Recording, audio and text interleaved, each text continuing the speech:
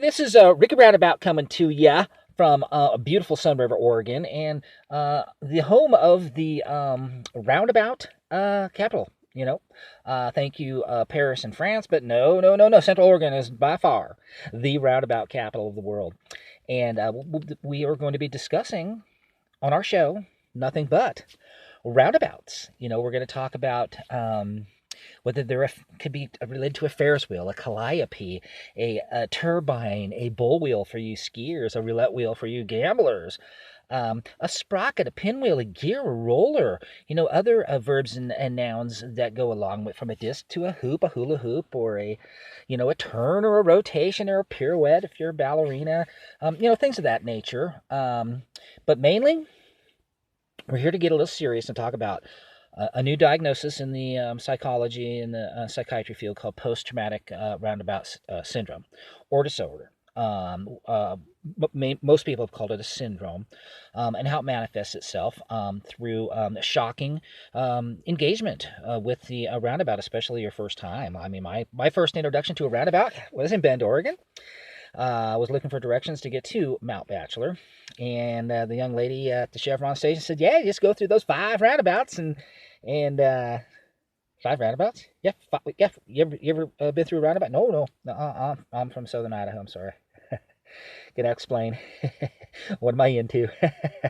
So yeah, she said, well, just all you got to do is follow the group of Subarus which with the twat knots and the bitch biscuits on top of them, and they have the big giant moose horns carrying kayaks. You follow those guys, and some of these people will have like surfboards, 200 miles away from the ocean, all stacked on top of them, and yeah, and then you get in there and you're just like, what the hell am I doing here? And you get into roundabout hell and you're going around and around and around, and like nobody knows, and the calliope crashes to the ground and your mental stability is completely shot. Yeah, yeah. You don't know if it's a disc or a hoop or a circle or turn or rotation or a pivot or a pirouette, ballerina style. So yeah, it's a pretty weird disease. It can manifest it now seriously in night tremors and waking nightmares and anxiety and panic disorder and adjustment disorder and all kinds of crazy stuff, chronic depression and almost painful, quite frankly. So the treatments, controversial and mainstream, we'll be talking about. We'll be getting authors in here and experts on the subject of psychology and psychiatry and how it applies to the roundabout world. And yeah, you're pretty excited about this new show we're putting on here. So topics of discussion could be your top 10 favorite roundabouts, your bottom 10 roundabouts, your most intimidating roundabouts, your top 3 roundabouts that create triggers to your post-traumatic roundabout syndrome.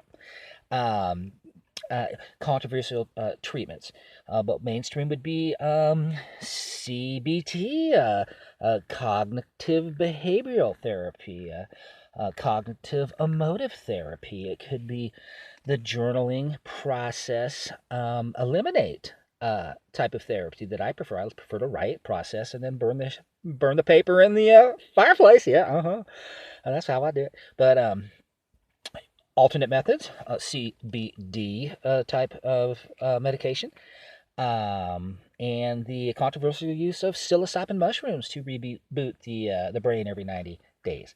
So, with that said, I hope you'll join me for the Ricki Roundabout Show coming up once a week, 8 a.m. on Wednesday.